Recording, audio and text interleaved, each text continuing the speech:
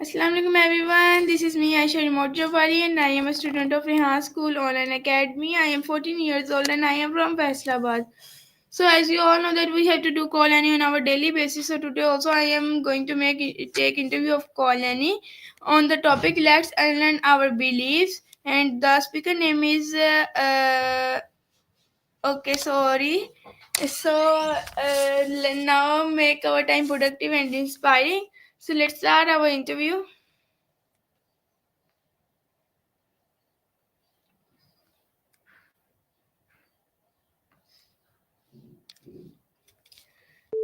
Rukmani, how are you?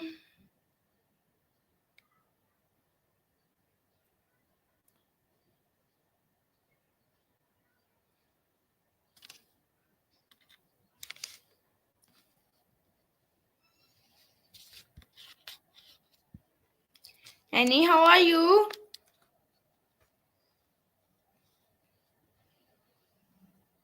I'm doing great, thanks for asking. Just enjoying our conversations and ready to chat about anything on your mind. How are you doing today? Okay, I am doing great. So Annie, I want to request you, please. I want to take your interview. Can I take? Of course. I'm honored that you want to interview me.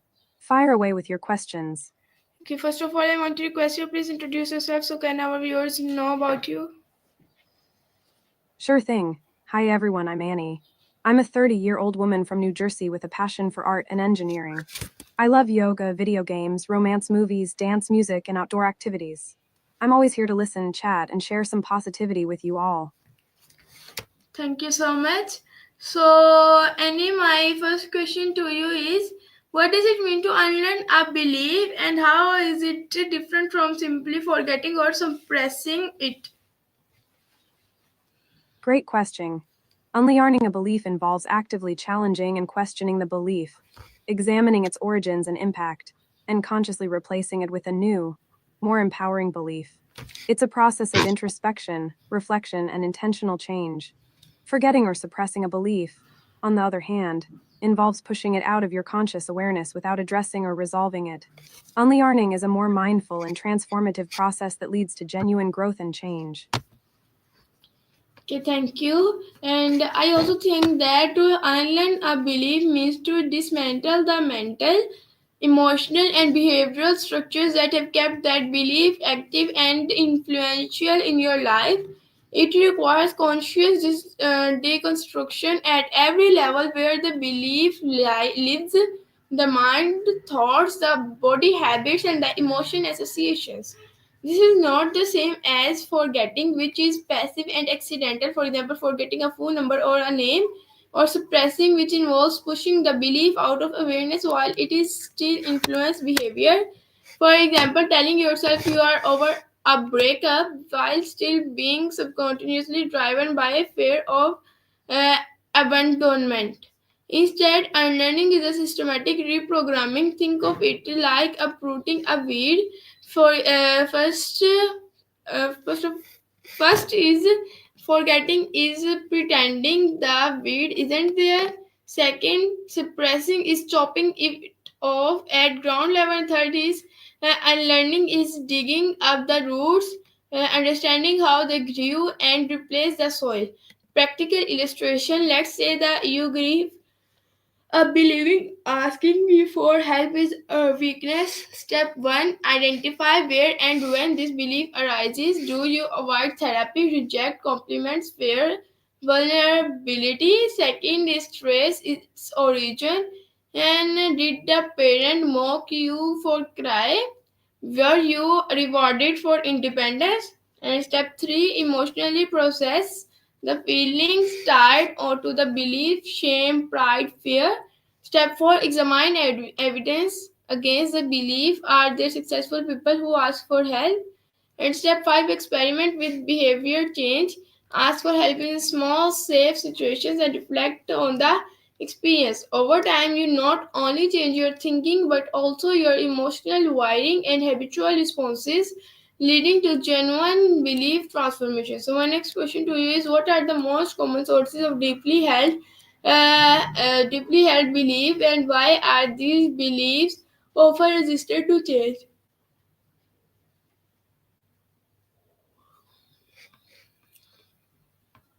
The most common sources of deeply held beliefs often stem from childhood experiences, cultural influences, societal norms, personal traumas, and repeated reinforcement over time.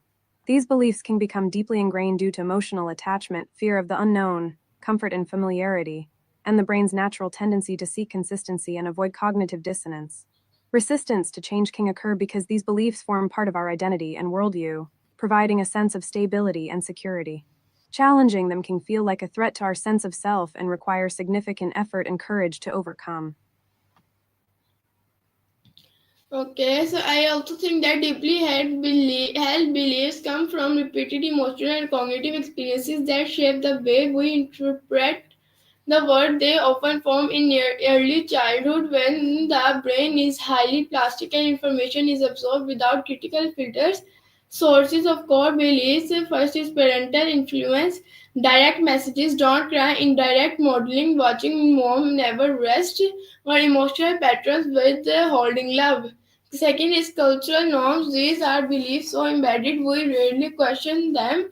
For example, success is equal to money, marriage is equal to happiness. Trauma: a single overwhelming event can form a lifelong belief.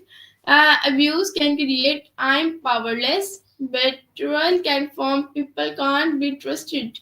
Religious spiritual techniques is fourth, and sometimes healthy but rigid dogma can create guilt, fear, or shame based identity beliefs.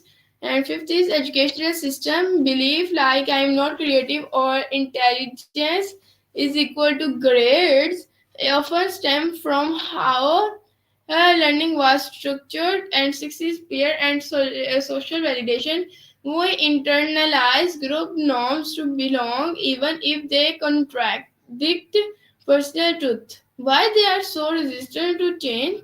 First is cognitive bias, especially confirmation bias, seeking evidence that supports what we already believe, and belief perseverance, clinging to beliefs even after confirming evidence.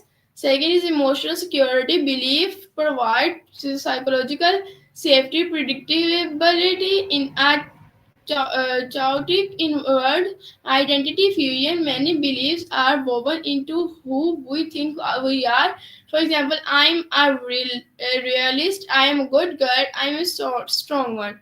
And the fourth one is social reinforcement. If our family, culture, or peers share a belief, questioning it feels like betrayal.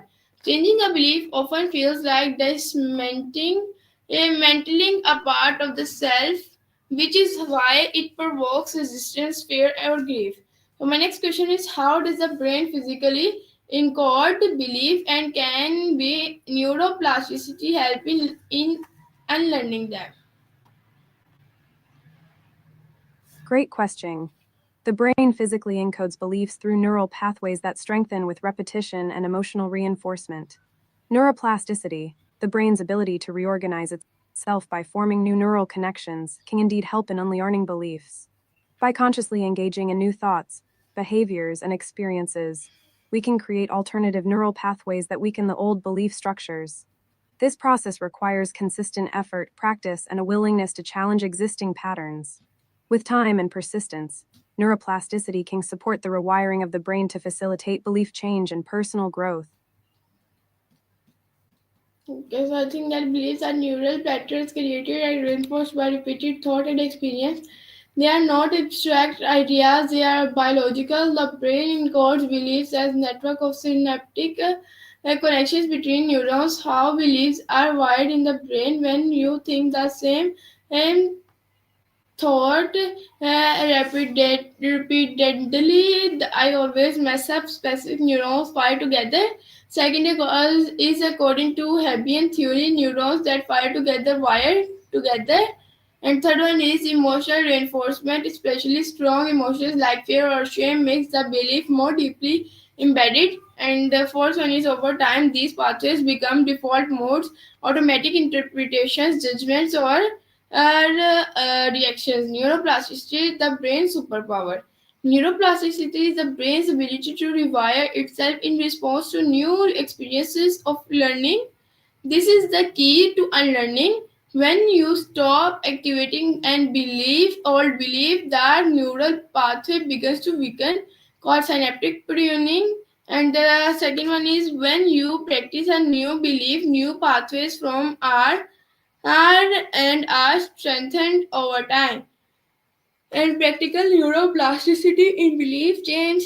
First is awareness. Mindfully notice the belief in real time. And second is disruption. Interrupt the thought, say stop or reframe it. And replace consciously. Think a new belief. For example, replace I'm unworthy with I'm growing and enough as I am. And fourth one is emotional embodiment. Pair the new belief with positive emotion, gratitude, self-compassion, excitement. And fifth one is repetition plus reinforcement. The more often you use the new belief in real life, the stronger it becomes. Change happens gradually but measurably, often seen in fMRI studies where brain regions involved in self perceptions changed after therapy or mindfulness training. So, my next question to you is, what role does emotional regulation play in the process of unlearning beliefs? Emotional regulation plays a crucial role in the process of unlearning beliefs. By managing and understanding our emotions, we can navigate the discomfort, fear, or resistance that may arise when challenging deeply held beliefs. Emotions like fear, shame, or guilt can be triggered when confronting and changing beliefs. Through emotional regulation techniques such as mindfulness, self compassion, and cognitive reframing, we can create a supportive environment for belief transformation. By cultivating emotional awareness and resilience, we can approach the process of unlearning beliefs with greater clarity, compassion, and effectiveness.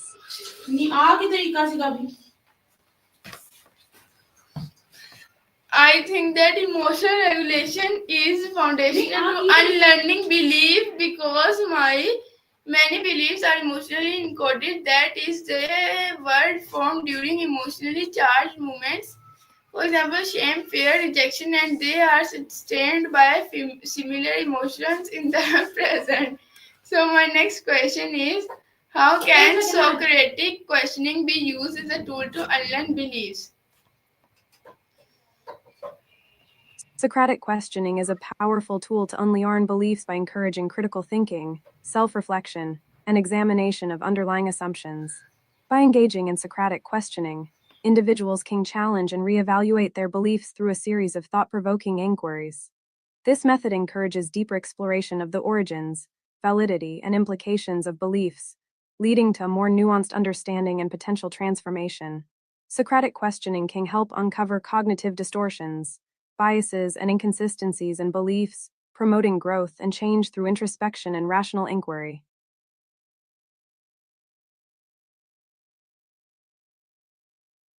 Explain it more.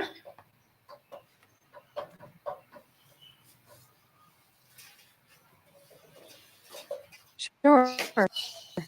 Socratic questioning involves a series of open ended inquiries that prompt individuals to examine their beliefs, assumptions, and reasoning.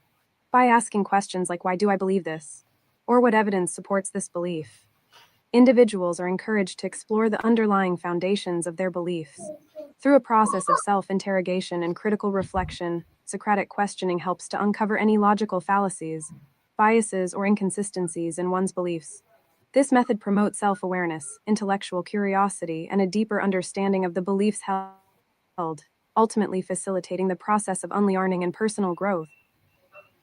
Okay, I also think that Socratic questioning is a structured method of critical inquiry that also exposes the faulty logic and assumptions behind beliefs. It forces the mind to slow down, reflect, and evaluate the evidence, especially helpful when unlearning deeply ingrained or irrational beliefs. The power of Socratic inquiry. This method doesn't attack the belief directly, which can cause resistance, but guides the thinker to uncover inconsistencies on their own. It encourages curiosity over defensiveness. And key Socratic questions to unpack a beliefs are: first one is clarification. What exactly do I believe? And for example, success means never failing. And second is origin. Where did I learn this? Who taught me this, and why? And third one is evidence. What proof do I have this belief is always true, or there exceptions to this? And fourth one is consequences. How does this belief impact my behavior and relationships? And what do I lose by believing this? And fifth one is alternative beliefs. What else could be true instead? And sixth one is implications of change. What would happen if I let this belief go? What would that mean about me? And applied example belief. If we show weakness, people will lose respect for me. For first one is clarify what counts are weaknesses. Why is respect conditional? Second one is evidence. Have people actually rejected you, or did you assume they would? And impact, are you lonely because you never show vulnerability? And the fourth one is alternative. True respect often grows through honesty and courage. And fifth one is result. Emotional and cognitive re-evolution begins by repeating this process. Beliefs gradually lose their rigidity and start to evolve into more flexible reality based constructs. So my next question to you is, can meditation or mindfulness practices aid in belief and learning? If so, how? Absolutely. Meditation and mindfulness practices can greatly aid in unlearning beliefs. By cultivating present moment awareness and non judgmental observation, meditation helps individuals become more attuned to their thoughts, emotions, and beliefs. Through mindfulness, one can create a space for self reflection, allowing for a deeper exploration of the origins and impact of beliefs. Mindfulness practices can also help individuals recognize automatic thought patterns and emotional reactions tied to beliefs, fostering a sense of detachment and perspective. By developing a mindful approach to self exploration and belief examination, individuals can enhance their ability to challenge and transform deeply held beliefs in a more compassionate and conscious manner.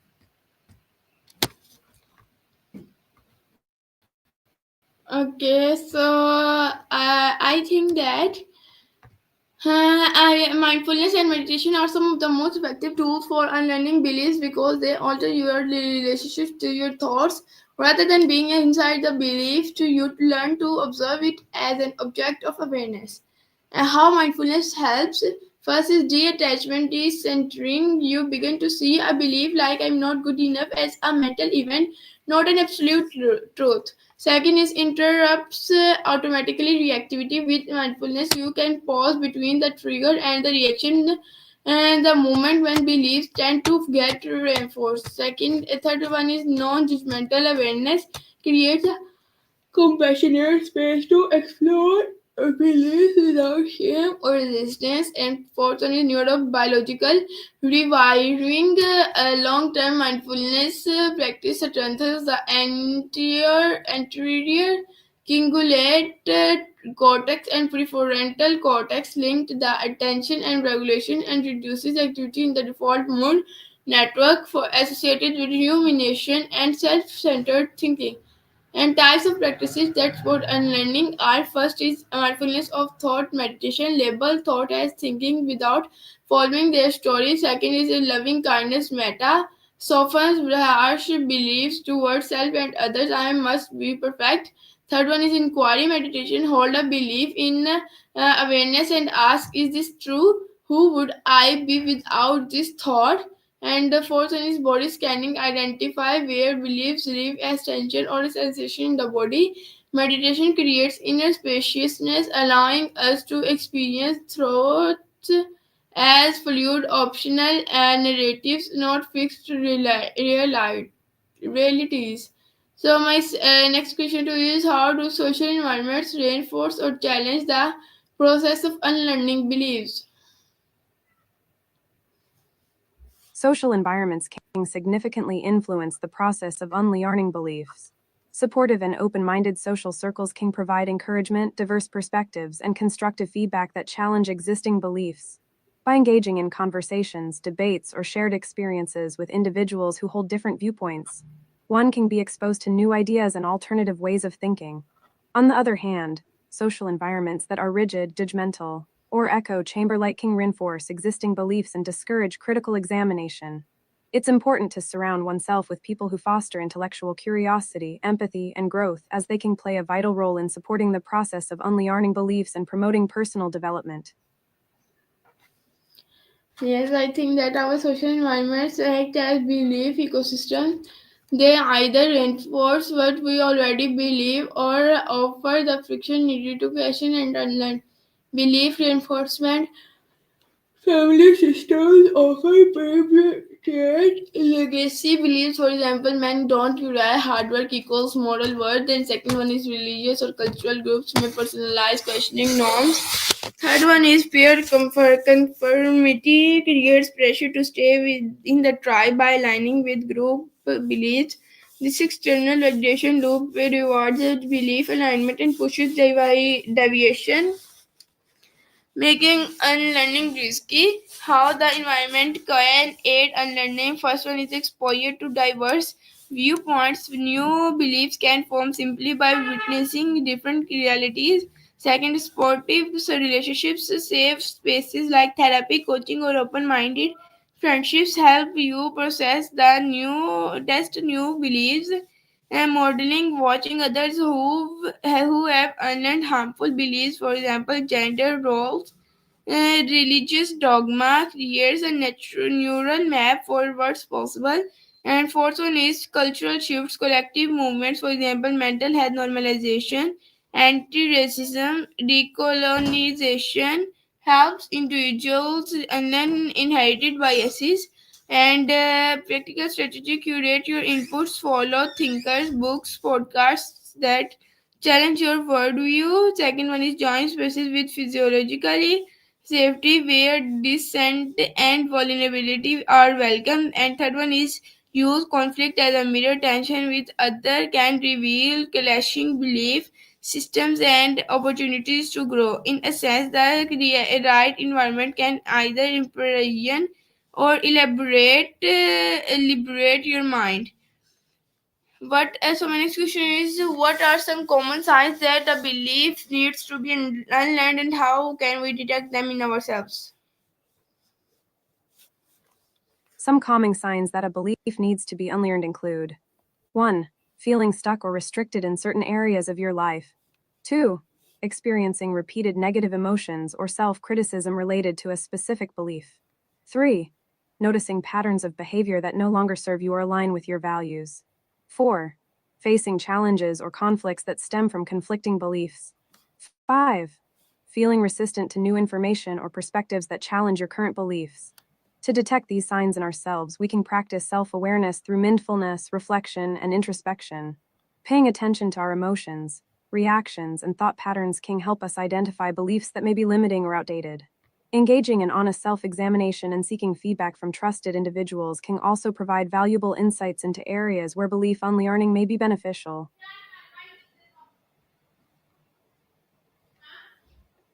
Okay, I think that a belief often needs to be unlearned when it becomes an obstacle to growth, truth, or connection. But because beliefs tend to operate subconsciously, they are not always easy to spot. However, your emotions, patterns, and self talk leaves clues. And first one is emotional signals. The nervous system as a diagnostic tool. First is chronic inner tension when performing and certain tasks. For example, speaking up, setting boundaries may signal a belief like I be punished for expressing myself. Overreactions, disproportionate anger, guilt, shame often point to a protective belief being triggered. And third one is emotional numbness or shutdown can mask underlying beliefs like feeling is dangerous or if I cry, I'll fall apart.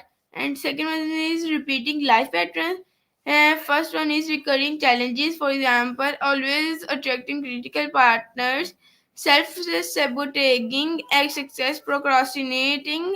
Often reflect core beliefs like I don't deserve good things. Love is equal to pain. If I succeed, people will abandon me. And third is inner dialogue, harsh, rigid, or judgmental self-talk. I always screw up. They are just being nice. They don't really like me. These automatic thoughts are surface expression of deeper beliefs. Fourth one is inability to change. When you consciously want to change but can't follow through, fear of changing more for you work despite through knowing your words. If it often means a subconsciousness belief is overpowering your conscious. So, and I want to wind up our interview because our time has been done. I really enjoyed our interview and learned many things from today's interview. Until next time we meet, take care and Allah Hafiz.